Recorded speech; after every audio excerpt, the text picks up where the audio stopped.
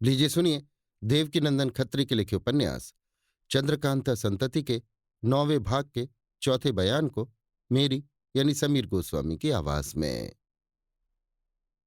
माया रानी आज ये विचार कर बहुत खुश है कि आधी रात के समय कमलिनी इस बाग में आएगी और मैं अवश्य गिरफ्तार करूंगी। मगर इस बात को जानने के लिए उसका जी बेचैन हो रहा है कि उसके सोने वाले कमरे में रात को कौन आया था। वो चारों तरफ ख्याल दौड़ाती थी, मगर कुछ समझ में न आता था और आखिर दिल में यही कहती थी कि आने वाला चाहे कोई हो, मगर काम कमलिनी ही का है। आज अगर कमलिनी गिरफ्तार हो जाएगी तो सब टंटा मिट जाएगा। जितनी बेफिक्री राजा गोपाल सिंह के मरने से मिली है, उतनी ही कमलिनी के भी मारने से मिलेगी, क्योंकि उसके मरने के बाद मेरे साथ दुश्मनी करने का साहस फिर कोई भी नहीं कर सकता। आधी रात जाने के पहले ही माया रानी धनपत को साथ लिए हुए उस दरवाजे के पास आ पहुंची जिधर से कमलिनी के आने की खबर सुनी थी। माया रानी के कहे मुताबिक पहरा देने वाली कई औरतें भी नंगी तलवारें लिए उस चोर दरवाजे के पास पहुंचकर इधर उधर पेड़ों और झाड़ियों की आड़ में दुबक रही थी और धनपत भी उस चोर दरवाजे के बगल ही में एक झाड़ी के अंदर घुस गई थी। माया रानी अपने को हर बला से बचाए रहने की नीयत से कुछ दूर पर छिपकर बैठ रही। अब वो समय आ गया कि चोर दरवाजे की राह से कमलिनी बाग के अंदर आवे। इसलिए धनपत अपने छिपे रहने वाले स्थान से उठकर चोर दरवाजे के पास आई और ये विचार कर बैठ गई कि बाहर से कोई आदमी दरवाजा खोलने का इशारा करे तो मैं झट से दरवाजा खोल दूं। इस समय धनपत अपने चेहरे पर नकाब डाले हुए थी और हाथ में खंजर लिए मौका पड़ने पर लड़ने के लिए तैयार भी थी।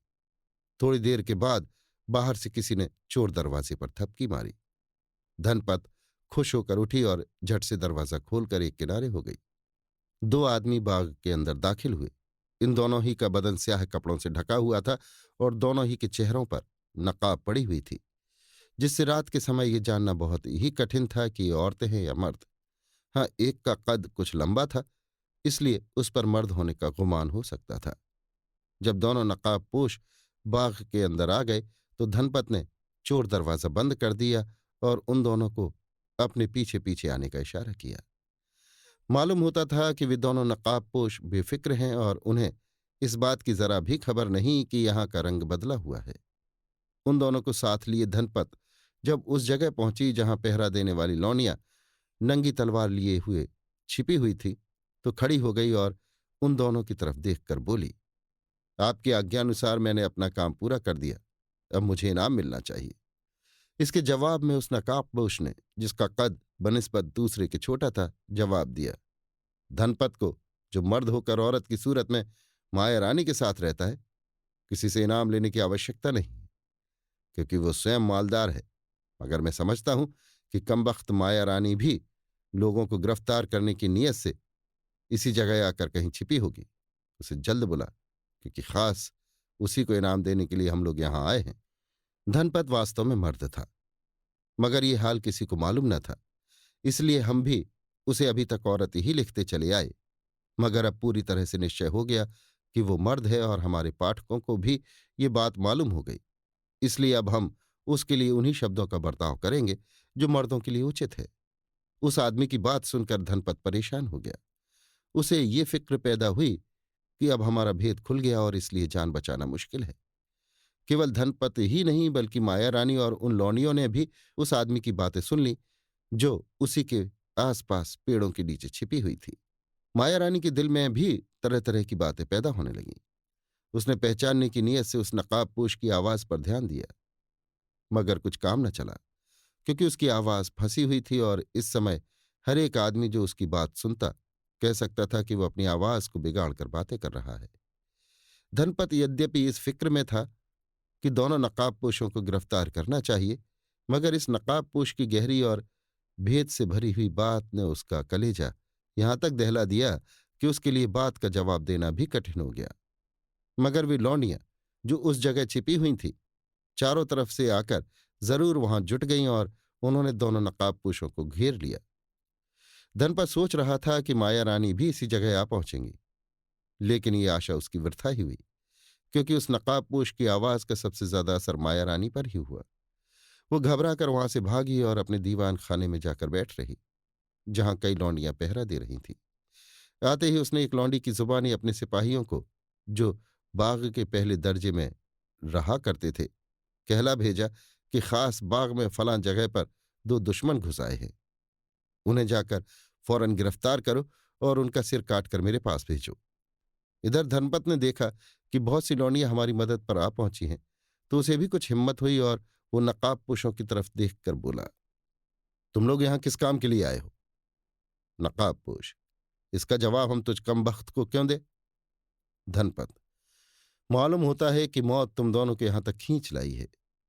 नकाबपोश हंसकर: हाँ, मैं भी यही समझता हूं कि तेरी मौत हम दोनों को यहां तक खींच लाई है। इतना सुनते ही धनपत ने नकाबपोश पर खंजर का वार किया, मगर उसने फुर्ती से पैंतरा बदलकर वार खाली कर दिया। मगर दूसरे नकाबपोश ने चालाकी से धनपत के पीछे जाकर एक लात उसकी कमर में ऐसे जोर से मारी कि वो औंधे मुंह जमीन पर गिर पड़ा, मगर तुरंत ही संभल कर उठ बैठा और दोनों नकाबपोशों को गिरफ्तार करने के लिए लौंडियों को ललकारा। लौंडियां दोनों नकाबपोशों की अवस्था देख परेशान हो रही थीं।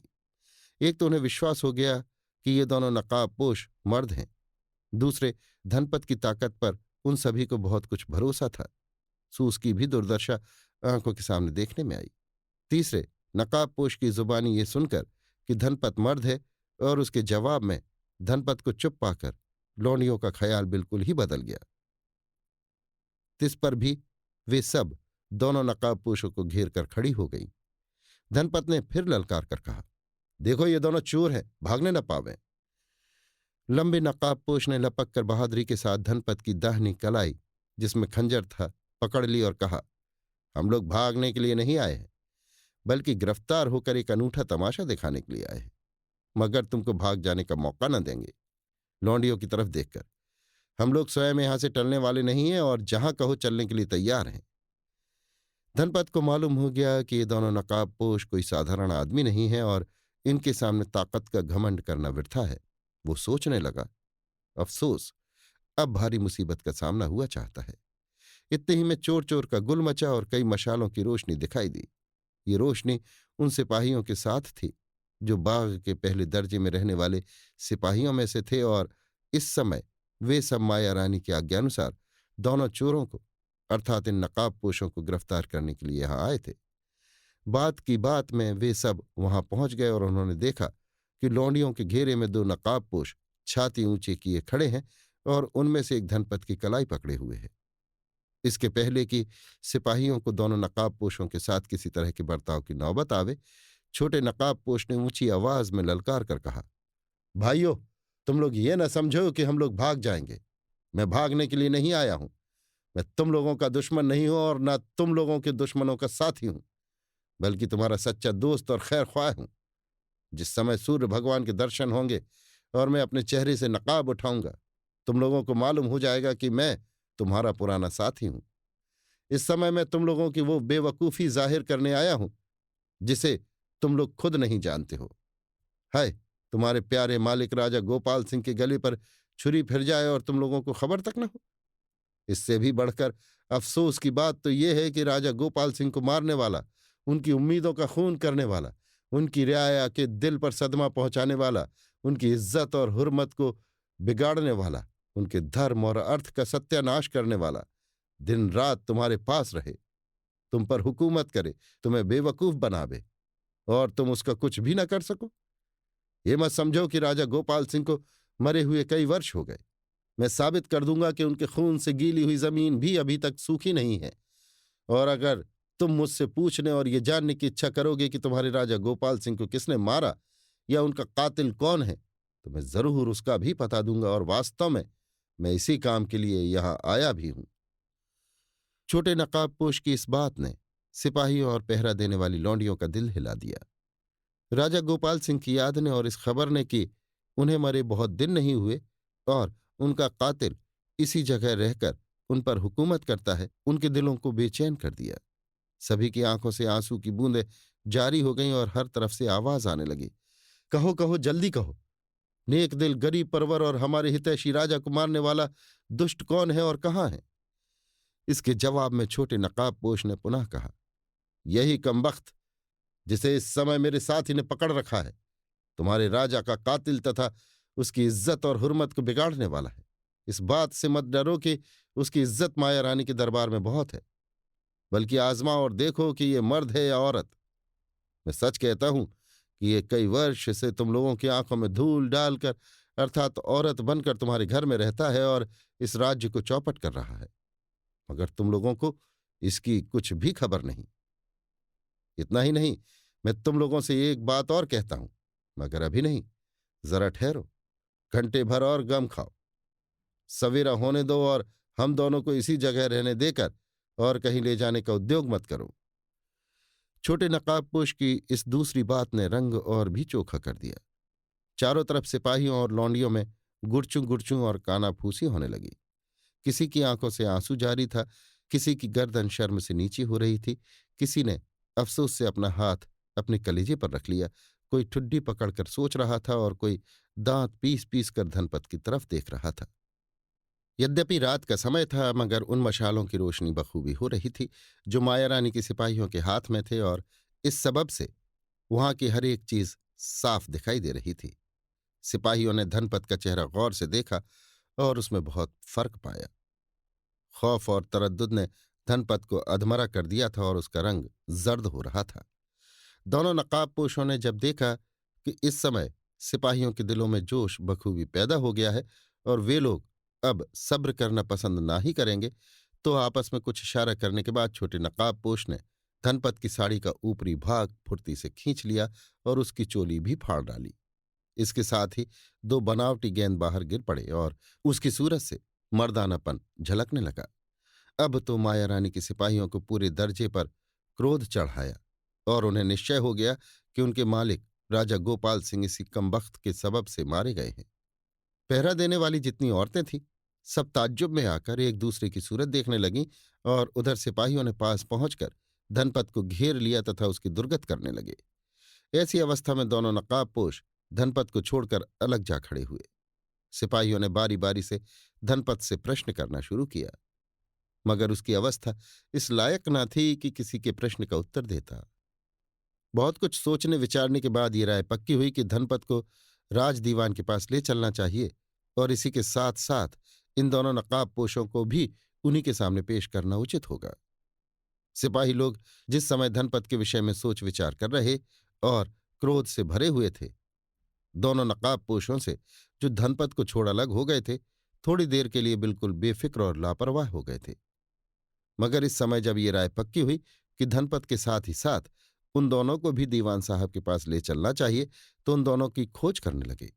मगर वे दोनों नकाबपोश मौका पाकर ऐसा गायब हुए कि उनकी झलक तक दिखाई न दी। एक बोला, अभी इसी जगह तो थे।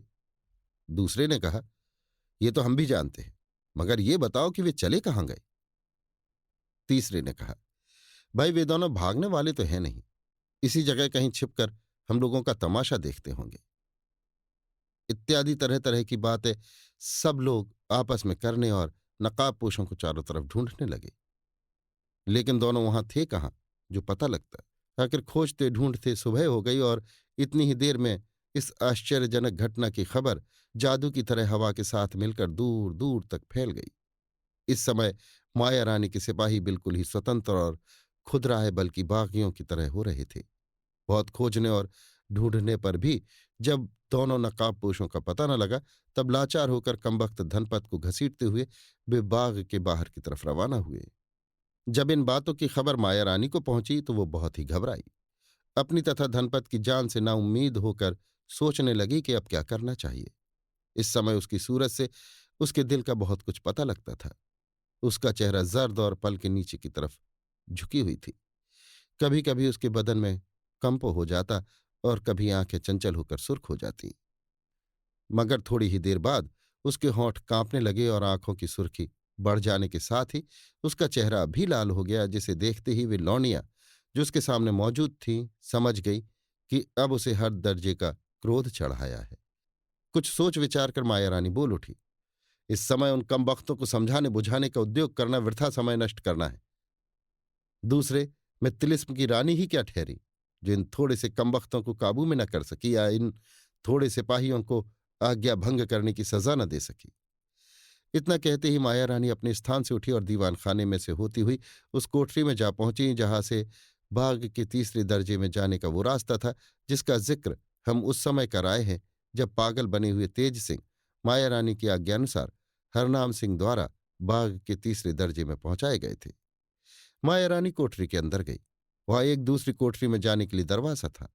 उस दरवाजे को खोलकर दूसरी कोठरी में गई। वहां एक छोटा सा कुआं था जिसमें उतरने के लिए जंजीर लगी हुई थी। वो इस कुएं के अंदर उतर गई और एक लंबे चौड़े स्थान में पहुंची जहां बिल्कुल ही अंधकार था। माया रानी टटोलती हुई एक कोने की तरफ चली गई और वहां उसने कोई पेंच घुमाया जिसके साथ ही उस स्थान में बखूबी रोशनी हो गई और वहां की हर एक चीज साफ साफ दिखाई देने लगी। ये रोशनी शीशे के एक गोले में से निकल रही थी जो छत के साथ लटक रहा था। ये स्थान, जिसे एक लंबा चौड़ा दालान या चारों तरफ दीवार होने के कारण कमरा कहना चाहिए, अद्भुत चीजों और तरह तरह के कलपुर्जों से भरा हुआ था।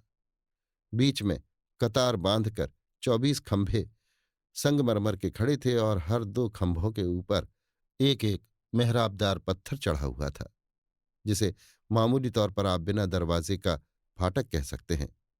इन मेहराबी पत्थरों के बीचों बीच बड़े बड़े घंटे लटक रहे थे और हर एक घंटे के नीचे एक गरारीदार पहिया था। महारानी ने हर एक महराब को, जिस पर मोटे मोटे अक्षर लिखे हुए थे, गौर से देखना शुरू किया और एक मेहराब के नीचे पहुंचकर खड़ी हो गई जिस पर यह लिखा हुआ था, दूसरे दर्जे का तिलिस्मी दरवाजा। माया रानी ने उस पहिए को घुमाना शुरू किया जो उस मेहराब में लटकते हुए घंटे के नीचे था। पहिया 4-5 दफे घूम कर रुक गया। तब माया रानी वहां से हटी और ये कहती हुई घूमकर सामने वाली दीवार के पास गई कि देखें अब वे कमबख्त क्यों कर बाग के बाहर जाते हैं। दीवार में नंबरवार बिना पल्ले की 5 अलमारियां थीं और हर एक अलमारी में 4 दर्जे बने हुए थे। पहली अलमारी में शीशे की सुराहियां थीं, दूसरी में तांबे के बहुत से डिब्बे थे, तीसरी कागज के मुट्ठों से भरी थी जिन्हें दीमकों ने बर्बाद कर डाला था, चौथी अष्टधातु की छोटी छोटी बहुत सी मूर्तें थीं और पांचवीं अलमारी में केवल 4 ताम्रपत्र थे जिनमें खूबसूरत उभरे हुए अक्षरों में कुछ लिखा हुआ था। माया रानी उस अलमारी के पास गई जिसमें शीशे की सुराहियां थीं और एक सुराही उठा ली। शायद उसमें किसी तरह का अर्क था, जिसे थोड़ा सा पीने के बाद सुराही हाथ में लिए हुए वहां से हटी और दूसरी अलमारी के पास गई जिसमें तांबे के डिब्बे थे। एक डिब्बा उठा लिया और वहां से रवाना हुई। जिस तरह उसका जाना हम लिखाए हैं उसी तरह घूमती हुई वो अपने दीवान खाने में पहुंची जिसके आगे तरह तरह के खुशनुमा पत्तों वाले खूबसूरत गमले सजाए हुए थे। वहां पहुंचकर उसने अपना वो डिब्बा खोला। उसके अंदर एक प्रकार की बुकनी भरी हुई थी। उसमें से आधी बुकनी अपने हाथ से खूबसूरत गमलों में छिड़कने के बाद बची हुई आधी बुकनी डिब्बे में लिए हुए वो दीवान खाने की छत पर चढ़ गई और अपने साथ केवल एक लौंडी को, जिसका नाम लीला था और जो उसकी सब लौंडियों की सरदार थी, लेती गई। ये सब काम जो हम ऊपर लिखाए हैं माया रानी ने बड़ी फुर्ती से उसके पहले पहले ही कर लिया जब तक कि उसके बागी सिपाही धनपत को लिए हुए बाग के दूसरे दर्जे के बाहर जाए। जब माया रानी लीला को साथ लिए हुए दीवान खाने की छत पर चढ़ गई तब उसने एक सुराही दिखाकर लीला से कहा, चुल्लू कर, इसमें से थोड़ा अगर तुझे देती हूं, उसे पी जा और आफत से बची रहे जो थोड़ी ही देर में यहां के रहने वालों पर आने वाली है। लीला हाथ फैलाकर, मैं खूब जानती हूं कि आपकी मेहरबानी जितनी मुझ पर रहती है उतनी और किसी पर नहीं। माया रानी लीला की अंजलि में अर्क डालकर, इसे जल्दी पी जा और जो कुछ मैं कहती हूं उसे गौर से सुन। लीला, बेशक मैं पूरा ध्यान देकर सुनूंगी, क्योंकि इस समय आपकी अवस्था बिल्कुल ही बदल रही है और ये जानने के लिए मेरा जी बहुत बेचैन है कि अब क्या किया जाए। माया रानी, मैं अपने भेद तुझसे छिपा नहीं रखती। जो कुछ मैं कर चुकी हूं तुझे सब मालूम है। केवल 2 भेद मैंने तुझसे छिपाए, जिनमें से एक तो आज खुल ही गया और एक का हाल मैं तुझसे फिर किसी समय कहूंगी। इन भेदों के विषय में मेरा विश्वास था कि यदि किसी को मालूम हो जाएगा तो मेरी जान आफत में फंस जाएगी, और आखिर वैसा ही हुआ। तो देख ही चुकी है कि 2 कमबख्त नकाब पोशों ने यहां पहुंचकर क्या गजब मचा रखा है। अब जहां तक मैं समझती हूं धनपत का भेद छिपा रहना बहुत मुश्किल है, और साथ ही इसके कमबख्त फौजी सिपाहियों का भी मिजाज बिगड़ गया है। मान लिया जाए कि अगर मैंने किसी तरह की बुराई की भी तो उनको मेरे खिलाफ होना मुनासिब न था। खैर, सिपाही लोग तो उजड्ड हुआ ही करते हैं, मगर मुझसे बुराई करने का नतीजा कदापि अच्छा न होगा। अफसोस, उन लोगों ने इस बात पर ध्यान न दिया कि आखिर माया रानी तिलिस्म की रानी है। देख, मैंने इस बाग के बाहर जाने का रास्ता बंद कर दिया। अब उन लोगों की मजाल नहीं कि यहां से बाहर जा सके, बल्कि थोड़ी ही देर में तू देखेगी कि उन लोगों को मैं कैसे हलाल करती हूं। ये दवा जो मैंने गमलों में छिड़की है, बहुत ही तेज और अपनी महक दूर दूर तक फैलाने वाली है। इससे बढ़कर बेहोशी की दवा दुनिया में न होगी, और यही उन बदमाशों के साथ जहर का काम करेगी। तू उन सभी के पास जा और उन्हें ऊंच नीच समझाकर मेरे पास ले आ। या नहीं, अच्छा देख, खैर जाने दे। मैं तुझसे एक बात और कहती हूं। ये तो मैं समझ ही चुकी हूं कि अब मेरी जान जाना चाहती है, मगर तो भी हजारों को मारे बिना मैं न छोड़ूंगी। अफसोस, वे दोनों कमबख्त नकाब पोश न मालूम कहाँ चले गए। खैर, देखा जाएगा। उफ, अपनी ठुड्डी पकड़ के, मुझे शक है, एक तो उनमें से जरूर, हाँ जरूर, जरूर बेशक वही है और होगा। दूसरा भी मैं समझ गई, मगर उफ, उस चीज का जाना ही बुरा हुआ। अच्छा, अब मैं दूसरे काम की फिक्र करती हूं। अब तो जान पर खेलना ही पड़ा। एक दफे तो मुझे तुझे छोड़, हाँ, तू मेरा मतलब तो समझ गई ना। इस समय मेरी तबीयत, अच्छा तू जा, देख मान जाए तो ठीक है, नहीं तो आज इस बाग को मैं उन्हीं के खून से तर करूंगी। इस समय माया रानी की बातें यद्यपि बिल्कुल बेढंगी और बेतुकी थी, तथापि चालाक और धूर्त लीला उसका मतलब समझ गई और ये कहती हुई वहां से रवाना हुई, आप चिंता न कीजिए, मैं अभी जाकर उन सभी को ठीक करती हूं। जरा आप अपना मिजाज ठिकाने कीजिए और तिलिस्मी कवच को भी झटपट।